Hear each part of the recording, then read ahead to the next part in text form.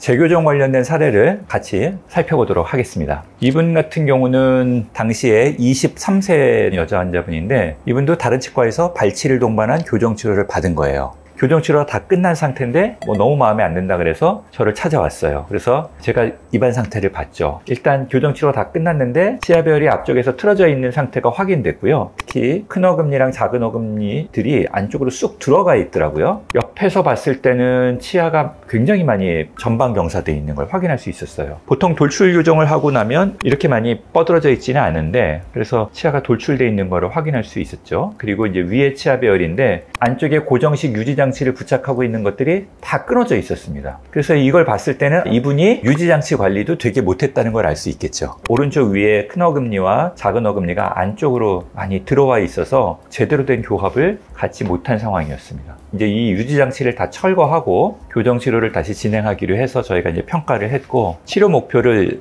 이렇게 잡았습니다. 전방 경사된 앞니의 각도를 정상적으로 회복해서 줄여주는 것. 그 다음에 안쪽에 들어와 있는 어금니들을 이 악궁의 형태를 정상적인 형태의 모습으로 갖추는 치료 목표를 설정을 했습니다. 그리고 이제 세 번째로는 튀어나와 있는 치아를 가지런하게 펴서 치아별을 고르게 만드는 것까지 크게 세 가지의 치료 목표를 우리가 설정을 하고 교정 치료를 진행하기로 했습니다. 교정 장치는 환자분의 희망에 의해서 위에 있는 안쪽으로 설치 교정 장치를 진행하기로 했고 아래쪽에는 바깥쪽으로 진행하기로 했습니다. 교정 장치를 부착을 한 상태의 모습이고요. 보통 이 정도면 저희가 한 1년 정도 예상을 하고 치료를 진행합니다. 위에 안쪽에 교정 장치가 들어갔습니다. 그리고 이 안쪽으로 들어와 있는 어금니들을 바깥쪽으로 밀기 위해서 입천장 안쪽을 지나가는 부가적인 장치 TPA라고 하는 장치인데요. 그 장치를 활용해서 어금니들을 바깥쪽으로 미는 방식으로 치료를 진행했죠. 그래서 이게 시간이 지나면 펴지게 됩니다. 더 시간이 지나면 위에 치아 배열들이 이렇게 동그랗게 배열되죠.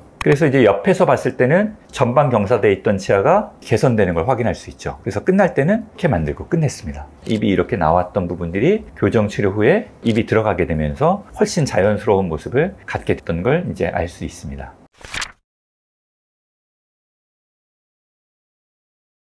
이분이 이제 저를 찾아왔을 때 얼굴 모습이에요. 발치를 동반한 분 치고는 위에 입술, 아래 돌출감이 남아있는 상태라는 걸 확인할 수 있었어요. 교정 치료를 이분이 어떻게 끝냈는지 그 끝낸 과정은 제가 치료 진행한 게 아니라서 마무리 과정을 정확하게 알 수는 없죠. 일반적으로 교정 치료를 종료하게 될 때 교정 치료를 끝내는 것 자체에 매몰되어 있는 분들이 많으세요. 교정 장치가 보이고 힘드니까 이걸 빨리 끝내고만 싶다라는 생각 때문에 언제 끝나요? 라는 의견을 저한테 많이 주시는데 이분도 아마 그랬지 않았을까 싶긴 해요. 그러니까 자기가 이렇게 만족스럽지 않은 상황에서도 교정 치료가 종료될 수 있는 거죠. 이 영상을 보고 계신 분들 중에서 교정 치료 중인 분들이 있다 그러면 재교정 치료가 진행되지 않기 위해서는 교정 치료가 끝나기 전에 우리가 목표했던 치료 계획들이 다 달성되었는지를 확인하고 그리고 교정 치료를 종료하시는 것을 제가 좀 꼭 말씀을 드립니다.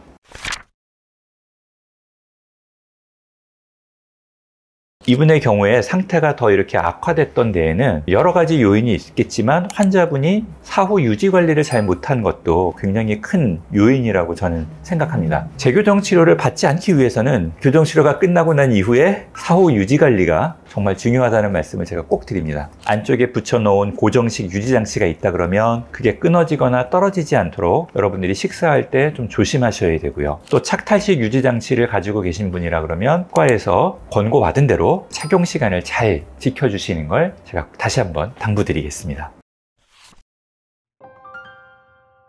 교정 치료를 위해서 시간과 비용을 들였다가 결과가 마음에 들지 않아서 재교정 치료한 사례를 다시 한번 살펴봤습니다. 제일 중요한 건 재교정 치료하지 않는 거겠죠. 그렇게 재교정 치료하지 않을 수 있는 병원을 잘 선정하시는 것을 제가 당부드리고 기왕 재교정 치료를 받았는데 마음에 들지 않는다. 그러면 첫 번째 교정 치료 했던 것만큼 어렵지 않게 재교정 치료를 받을 수 있으니까 뭔가 아쉬움이 있다 그러면 근처에 교정 전문 치과를 방문하셔서 상의를 해보시는 걸 추천드리겠습니다. 시청해 주셔서 감사합니다.